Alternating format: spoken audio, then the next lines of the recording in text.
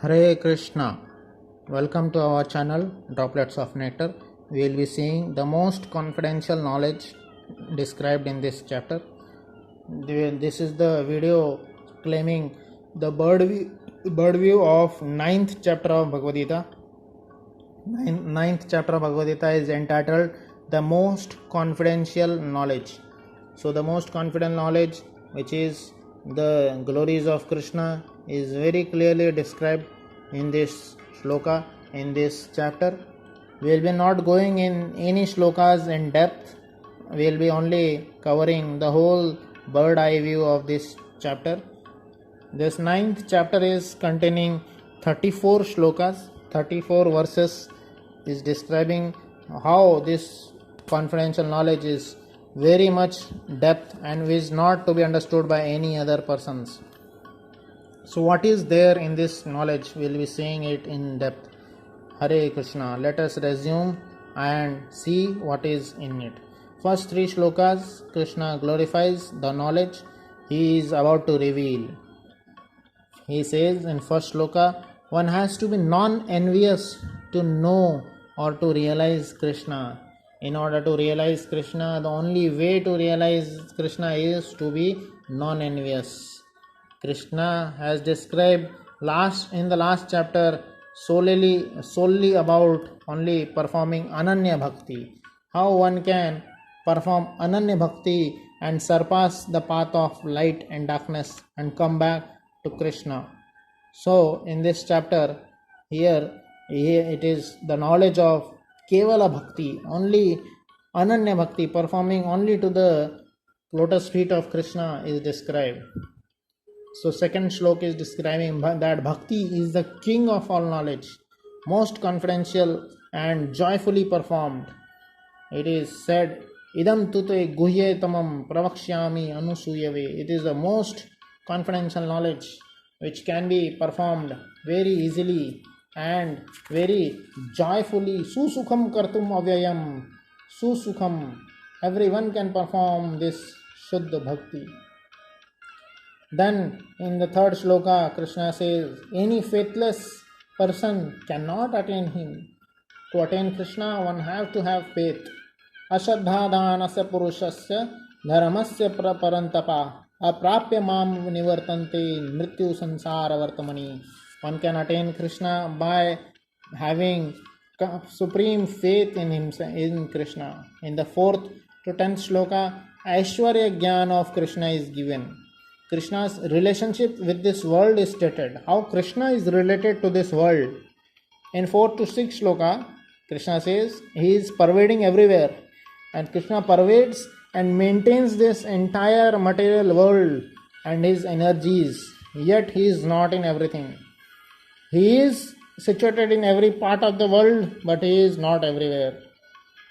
So this confusion knowledge is cleared in this 4 to 6 shlokas. Then 7 to 9th shlokas, the material world is how this material world is created and destroyed periodically is described. It is all because of Krishna's energy and Krishna's will. But all this work cannot bind him. No work, no actions can bind Krishna. Krishna is the supreme director. So 10th shloka describes how Krishna is the supreme director. Now in the 11th to 12th shloka, it is the different section. 11 to 25th shloka, different types of worshippers of Lord Krishna are described here. First two shlokas describes the fool considers Krishna as an ordinary human being. There are many people who considers Krishna as ordinary human being who have been just born in a jail and going here and there. So like this the ordinary people think. But how the Mahatmas think is described in the 13th to 14th shlokas. Mahatmas think or Ananya Bhaktas worship Krishna constantly with pure devotion. Then in the 15th shloka, 3 kinds of Jnanis who worship Krishna is described. Firstly, it is said in the 16th to 19th shloka, worshipping Krishna in his universal form, Vishwarup Upasana is described. Then in the 20th to 25th shloka, demigod worship is described. Pratikopasana, the wrong way of worshipping Krishna is to worship demigod. one can attain heaven but come back to earth easily. Their destination depends on worship of Krishna.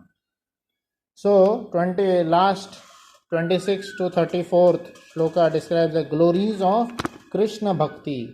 How a Krishna Bhakt is purely glorious. 26th shloka is described. Bhakti is very simple. Krishna accepts nothing only but fruits, water, air, water and small leaves which is offered with devotion. Any person, even if he is not rich, he can also worship Krishna. So Krishna worship is very easy, but demigod worship is very hard and difficult. So in this way, Krishna reveals how easily one can attain him.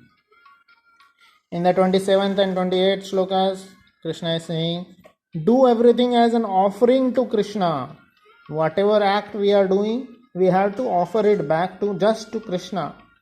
The only work we have to do, everything what we are doing, we have to offer it back to Krishna, and thus we can be free from their bondage. Otherwise, every our action is creating some kind of bondage. We will not be free from any kind of bondage. If we want to be free from the bondage of the work, we have to offer it back to Krishna. Then in 29th to 31 shloka, Krishna is saying that he is equal to all, samoham sarva bhuteshu, but he is specially inclined to devotees and forgives and purifies the imperfect devotee. Then in the last three shlokas, 32nd to 34th, Krishna says, the people of sinful birth also can attain Krishna. What to say of qualified people? So we have to worship Krishna directly. Krishna is very merciful. Krishna is very sublime. Krishna is very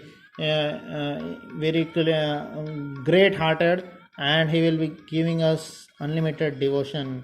The way to worship Krishna directly is described in this part.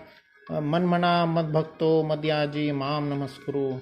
Just by doing namaskar to Krishna, just by offering ourselves, our work, our result to Krishna, Krishna will be happy. And this is the most confidential knowledge revealed in this chapter.